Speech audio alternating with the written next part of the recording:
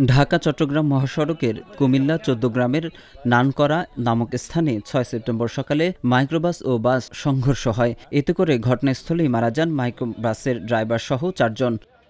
বন্যা কবলিত স্বজনদের সঙ্গে সাক্ষাৎ শেষে ফেনীর মৌটুবী ইউনিয়নের লক্ষ্মীপুর গ্রাম থেকে মাইক্রোবাসে পরিবার ও আত্মীয়সহ ৮ সদস্যকে সঙ্গে নিয়ে ঢাকায় ফিরছিলেন মোহাম্মদ মামুন। কিন্তু পিছন থেকে দ্রুত গতিতে আসা স্টারলাইন পরিবহনের একটি বাস মাইক্রোবাসটিকে পিছন থেকে সজোরে ধাক্কা দেয়। এতে করে মুহূর্তের মধ্যে দুমড়ে মুচড়ে যায় মাইক্রোবাসটি।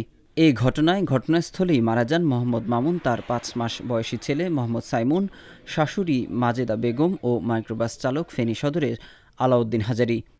নিয়ম করি যে গাড়ি চালায় আমার বায়ুত বাজি বাইরব খালাম্মা মারা গেছে, এদেরকে কঠোরতাভাবে আইনের মাধ্যমে এদেরকে আমরা চাই জবাব বিচার চাই, জবাবদিহিতা চাই।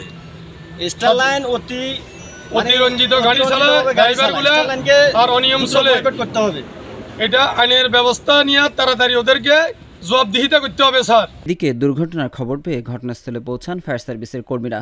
স্থানীয় ও ফায়ার সার্ভিস কর্মীদের সহায়তায় গুরুতর আহত ৫ জনকে উদ্ধার করে নিকটস্থ ১৪ গ্রাম উপজেলা স্বাস্থ্য কমপ্লেক্সে নিয়ে যাওয়া হয়। দুর্ঘটনার খবর পেয়ে মিয়াবাজার হাইওয়ে পুলিশ ফাঁড়িতে আসেন নিহত মোহাম্মদ মামুনের ২ ভাই।